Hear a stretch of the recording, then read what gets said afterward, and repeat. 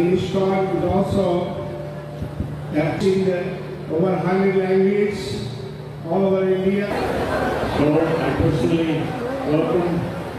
చెప్పారు నువ్వు మాట్లాడడానికి పాండిత్యం మాట్లాడుతున్నావు కానీ నువ్వు మొదటిగా he says Raja Vidya Raja Tuyam, that this Bhagavad Gita is the king of knowledge and it is the answer to all questions. That supreme knowledge which will answer any question that is worth answering. అయితే ఆ అత్యున్నత జ్ఞానం అనేది మనకున్న ఏ ప్రశ్నకైనా అది సమాధానాన్ని ఇస్తుంది. It is the most pure and it is a direct understanding of real dharma, of real spirituality. ఈ సృష్టి చేయడంతో పాటు మనకొక దిక్సూచికని ఒక మార్గనిర్దేశం చేసే ఒక కర పుస్తకాన్ని కూడా ఇచ్చారు, జీవితాన్ని ఏ విధంగా ఇక్కడ గడపాలి అని. పూర్వులందరూ కూడా పుస్తకాలని ప్రాణం లేని వస్తువులుగా ఎప్పుడు భావించలేదు. ఆ పుస్తకాన్ని కూడా మనం ప్రార్థన చేస్తే అందులో ఉండే రహస్యాలని తత్వార్థాలని మన కర్తవ్యాన్ని కూడా అవి అందిస్తాయి.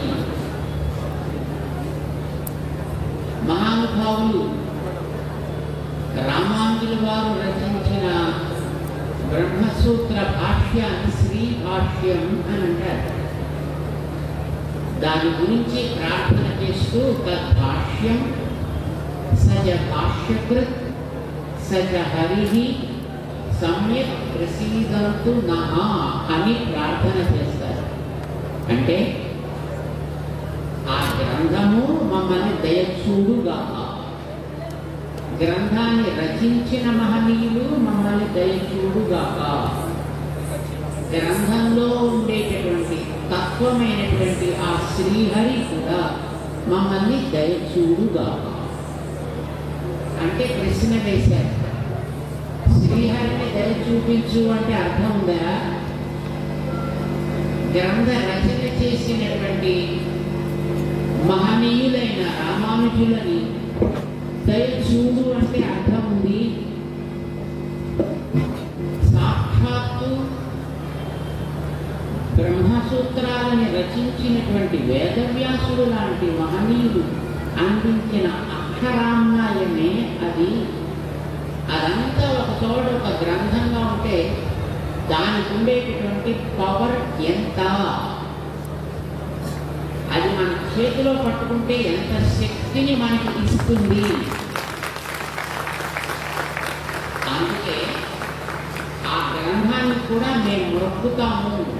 ఇదివరకు రోజుల్లో మన ఇళ్లలో దేవుణ్ణి పెట్టుకునే పూజా మందిరానికి పక్కన మరొక గూడు పెట్టి అందులో మన పెద్దలు ఇచ్చినటువంటి మన సంప్రదాయ గ్రంథాలన్నీ జాగ్రత్తగా పెట్టి రోజు దానికి కూడా ఆ గ్రంథ సముదాయానికి కూడా నైవేద్యం పెట్టేవారు, గ్రంథ సముదాయానికి కూడా ఆరతిచ్చేవారు.